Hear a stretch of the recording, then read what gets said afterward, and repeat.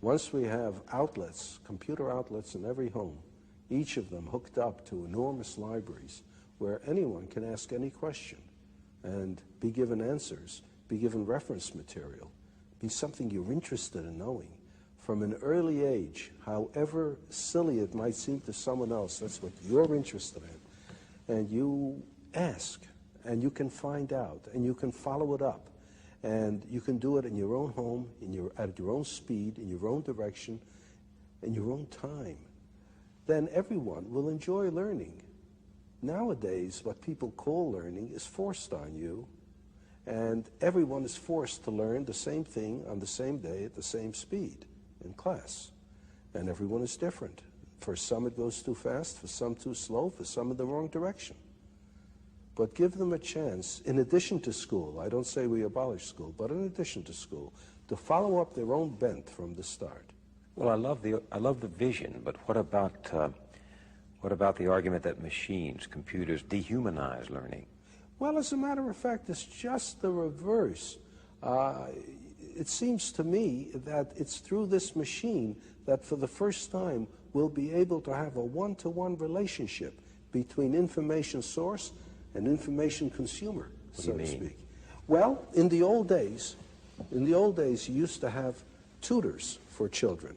A person who could afford it would hire a pedagogue, a tutor, and he would teach the children, and if he knew his job, he could adapt his teaching to the tastes and abilities of the students, you see. But how many people could afford to hire a pedagogue? Most children went uneducated. Then we reached the point where it's absolutely necessary to educate everybody. But the only way we could do it is to have one teacher for a great many of students, and in order to organize the situation properly, we gave them a curriculum to teach from. So how many teachers are good at this too? Like in everything else, the number of teachers is far greater than the number of good teachers. So we either have a one-to-one relationship for the very few or a one-to-many relationship for the many. Now there's a possibility of a one-to-one relationship for the many. Everyone can have a teacher in the form of access to the gathered knowledge of the human species. Through the libraries that are connected to the computer. That's right. On my desk in my home. Right. I can sit there and call up, well, what if I want to learn only about baseball? Well, that's all right. You learn all you want about baseball, because the more you learn about baseball, the more you might grow interested in mathematics to try to figure out what they mean by those earned run averages and the batting averages and so on. You might in the end become more interested in math than baseball if you follow your own bent and you're not told. On the other hand, someone who is interested in mathematics may suddenly find himself very enticed by the problem of how you throw a curved ball. And he may find himself engaged in sports physics, so to speak. Well, why not? Why not? But you know, Dr. Asimov, we have such a spotty, in fact, we have such a miserable record in this country of providing, say, poor children, even with good classrooms. And I wonder if our society can ever harness itself to provide everyone, including poor children, with good computers. Perhaps not at the very start, you know, but it's like asking yourself, is it possible to supply everybody in a nation with clean water? Now, there are many nations where it is impossible to get clean water except under very unusual circumstances. That was one reason why people started drinking beer and wine, because the alcohol killed the germs. If you didn't drink that, you died of cholera. But there are places where you can supply clean water for nearly everyone. Now, the United States probably supplies clean water for a larger percentage of its population than almost any other nation can. It's not that we would expect everybody to have a perfect computer right off, to have equal access to outlets, but you try for it. And with time, I think more and more will. Just as, for goodness sakes, when I was young, very few people had automobiles, very few people had telephones in the home. Almost nobody had an air conditioner. Now, these things are very common indeed, almost universal. It might be the same way. So you're, in a sense, every student has his or her own private school. Yes, and it belongs to him or her. He can be the sole dictator of what he is going to learn, of what he is going to study. Mind you, this is not all he's going to do. He'll still be going to school for some things that he has to know. Common knowledge, common database. Right, and interaction with other students and with teachers. You can't get away from that.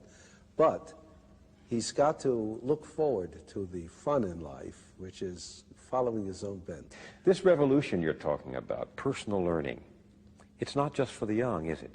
No, that's a good point. No, it's not just for the young. That's another trouble with education as we now have it. It is for the young, and people think of education as something that they can finish. And what's more, when they finish, that's a rite of passage into manhood. Real world. Right. I've finished with school. I'm no more a child. And therefore, anything that reminds you of school, reading books, having ideas, asking questions, that's kid stuff. Now you're an adult, you don't do that sort of thing anymore, you see? And in fact, like prison, the reward of school is getting out. Exactly. Kids begin to say, when you're getting out. And every kid knows that. Every kid knows the only reason he's in school is because he's a kid and little and weak. And as soon as and in fact, if he manages to get out early, if he drops out, why, he's just a premature man. Yeah, so that's exactly right. In the city, I've talked to some of these dropouts, and they think they're there. They think they've become men because they're out of school. That's right. What's wrong with this? Well, what's wrong with it is you have everybody looking forward to no longer learning, and you make them ashamed afterwards of going back to learning. If you have something like this, then anyone, any age, can learn by himself, can continue to be interested. There's no reason then, if you enjoy learning, why you should stop at a given age. People don't stop things they enjoy doing just because they reach a certain age. They don't stop playing tennis just because they turn 40. They don't stop with sex just because they turn 40. They keep it up as long as they can if they enjoy it. And learning will be the same thing. The trouble with learning is most people don't enjoy it because of the circumstances. Make it possible for them to enjoy learning, and they'll keep it up. There's the famous story about Oliver Wendell Holmes, who lived to be well into his 90s. He was in the hospital one time. He had not long to live. He was over 90 already. And President Roosevelt came to see him. And there was Oliver Wendell Holmes reading a Greek grammar. And Roosevelt said, "Why are you reading a Greek grammar, Mr. Holmes?" And Mr. Holmes said, "To improve my mind, Mr.